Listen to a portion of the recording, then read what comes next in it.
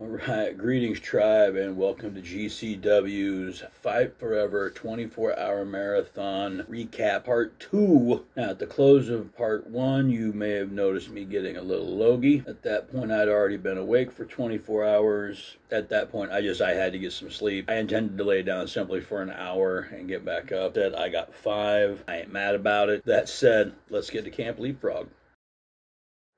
So this Camp Leapfrog show was a one-match event. It was a 9-on-9 Cybernetico match. The teams line up in basically a batting order. There's no tags necessary. You can tag, but if you get out of the ring, your next person comes in and you just rotate through the lineup. It was 9-on-9. It was a very good professional wrestling team versus the best campers in the world. And this is how it broke down. Very good professional wrestler eliminated Abby Jane, eliminated Blank. Abby Jane eliminated Dan Champion. Very good professional wrestler eliminated Abby Jane. Matt Mikowski eliminates Midas Black. Travis Huckabee eliminates Jay Lyon. Boomer Hatfield takes out Matt Denmarst. Killian Murphy ejects the Boar. Erica Lay takes out Killian McMurphy. Still Live with Apricots and Pears takes out CC Boost. It's a bit of a name to get out, but it's fantastic. Masha Slamovich takes out Still Life with Apricots and Pears. Boomer Hatfield, Erica Lay, and Molly McCoy team up to get rid of Masha Slamovich. A very good professional wrestler eliminates Molly McCoy. Boomer Hatfield gets rid of a very good professional wrestler. Erica Lay takes out Mac Huckabee. Boomer Hatfield eliminates Matt Mikowski, and that just leaves 2 of the best campers to fight it out to see who wins, and Erica Lay gets the win over Boomer Hatfield. I'd never seen one of these before. I'd never seen any of the Camp Leapfrog stuff before. It's a hell of a lot of fun. It's got a lot of Shakara type stuff in it. It reminded me a lot of if a bunch of your favorite Saturday morning cartoon characters chose teams to go to a wrestling battle royal. And when I say the cartoon character thing, I do not mean that in a bad way. It's a total compliment. That was a lot of fun. I'm going to go back and watch the stuff on IWTV I haven't seen. I look forward to seeing some more Leapfrog. As you can see, I had to break out my Effie shirt for Effie's Big Gay Block. This is a really great show, man. Started off Chris Valentine versus Jared Evans. Jared Evans gets the win. Second match, Ashton Starr over Dylan McQueen with the Scissor Me Timbers kick. Dark Sheik takes out Devon Monroe with this slick roll-through reversal cradle gimmick pin. Moving into a tag match with The End, Perro and Odinson, and they are going up against, and I love this name, Oreo Speedwagon. And yes, they fit the bill, man. They put on a better showing than I would have given them at the beginning, but still, they just were not a match for the sheer ferocity and power of The End. The End finishes with their, similar to a Doomsday Device, but instead Odinson does a spinning European off the top rope. Super cool move. Up next, three-way match. Following suit of many other wrestlers and doing the turnaround, Still Life with Pears and Apricots in a three-way with MV Young, the leader of the Polyam cult, and Ace Perry. This is a really, really good match with a lot of back and forth in it. In the end, MV Young comes up with the win. And on to our main event. Our host, Effie taking on Billy Dixon. Apparently this match was supposed to happen some time ago, and due to some rigmarole or some finagling or some shady business, it wasn't able to, and now the opportunity arose, and Effie made sure that they, fulfill this dream match of theirs. So, it is the first ever big gay street fight, and it was a wonderful, wonderful match. Easily in the top 5 matches of the entire showing. Just some really good stuff in it. For some reason, Ace Perry decides to interfere, comes off the top rope, kicks Effie, smashes him in the head a couple times with the chair. After that, Effie's kind of out of it. Billy Dixon hits his bodega press, which is kind of like a Luthez off the second rope smash. And that wraps up Effie's Big Gay Block. This is a dude who I love so much in the ring, and also just as what he brings to the business and how much passion he has for it. We need more people like Effie. I'm glad there's people like Effie in the business that have that kind of passion for it to keep doing stuff for us, the fans. Coming up next, Alley Cat's Real Hot Girl Shit. Another front-to-back stellar card. First match on it was Ziggy Haim versus Brooke Valentine, the Queen Bee from the area. It was awesome to get to see her in this avenue and to get out in front of people and get on some TV and stuff. She did not get the win, but she put on a hell of a performance, and I think she'll be getting used a little more further down the road. Kaya McKenna, another graduate from Black and Brave on this card, against Holodead. The Evil Veteran comes out with the win. Lady Frost versus Molly McCoy. We saw Molly McCoy at the Leapfrog. Lady Frost, I really enjoyed what I saw out of them. Finishes off the match with a spinning roundhouse kick and then what reminded me of Johnny Mundo Impact Morrison's Starship Pain. The funky veteran Faye Jackson taking on Erica Lee, who we also saw earlier. I would call it a Michinoku arrow driver that Faye used to put away the young lady. The headlining match, our host Alley Cat taking on the always sensational Willow Nightingale. Willow gets the win over our host with the gut wrench power bomb. This brings us to the GCW Iron Man Challenge between Tony Deppen and Jordan Alger for the Synergy Pro Wrestling Championship. Hey people, good morning. Unfortunately, my attempt at doing this whole 24-hour thing failed. I dropped out about 8 o'clock right before Camp Leapfrog.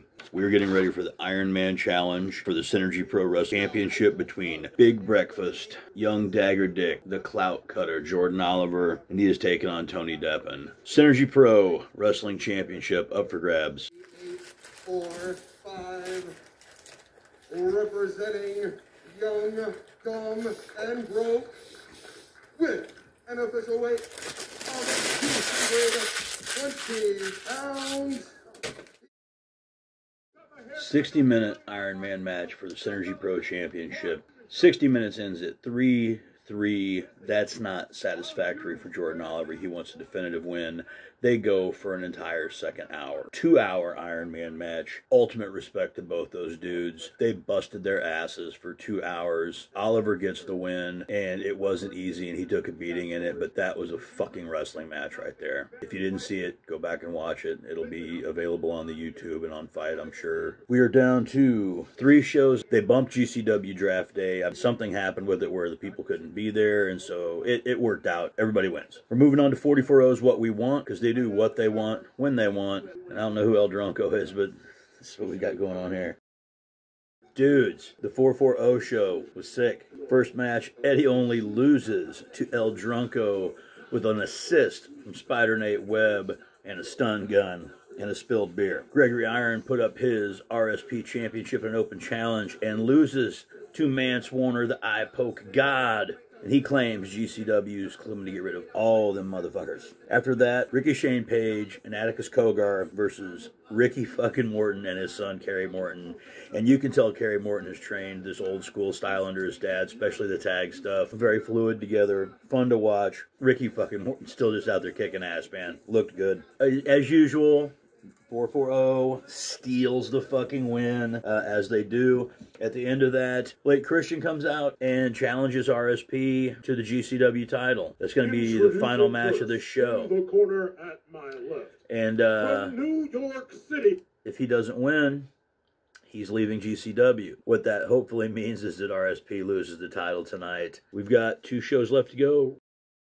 Violence and Suffering just wrapped up. Ken Broadway defeats Gabriel Sky with a wonderful German suplex bridge into a pin. Stellar move. Atticus Kogar and Daniel Garcia, a pure wrestling match, and I made the mistake of thinking that that was actually just like a regular wrestling match, which it generally was, but also kind of UWFI rules where no strikes, you got 3 rope breaks, then after that you're disqualified.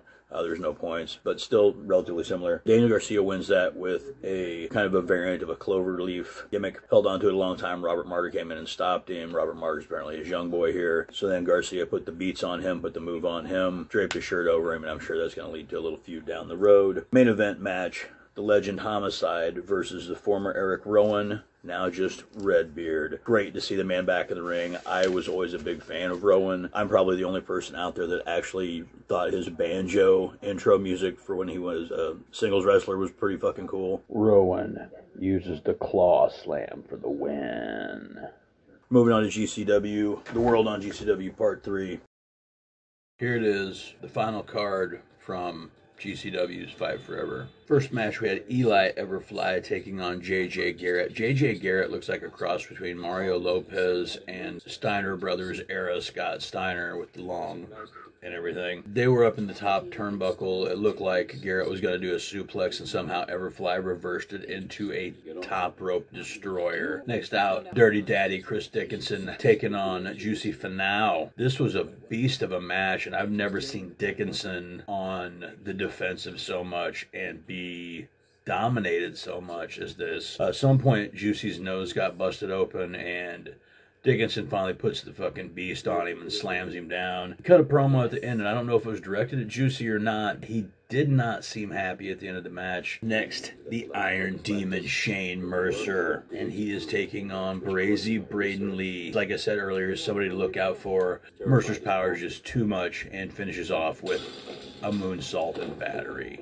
One of my favorites, the Ratty Daddy Cole Radrick taking on G Raver. This was a really, really well executed match. Some super high impact stuff. Radrick knows no fear. G Raver gets the win with a top rope senton through a door. Newcomer Everett Connors taking on the bad boy Joey Janela, and the new boy gets the win. Janela goes off the top rope, hits the elbow Macho Man style, and you think it's all over, and this kid grabs him, rolls him up, gets the W. After the match, Janela asks for a mic, and Joey was brought to tears, talking about how he thought he may have been done with wrestling, and this kid tonight reignited that spark in him. I'm glad, like, Janela did have something about him tonight that hadn't been there for a while. I'm glad to see him back like that. That brings us to our closing match. GCW champion Ricky Shane Page taking on All Heart Blake Christian in a title versus GCW career match. And man, this was a great match. 44-0 was banned from ringside. Somehow or another they showed up,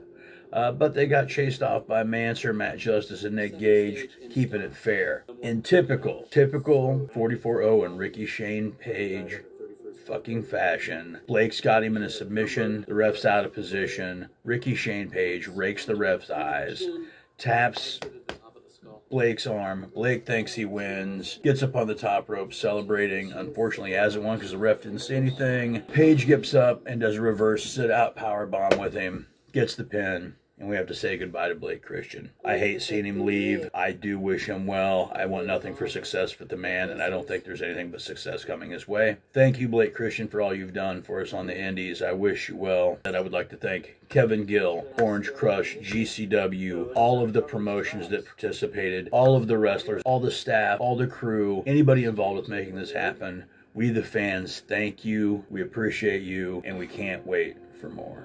I'm Ortega Latrobe. This has been a very special Off the Ropes. As they say, see your ass down the road.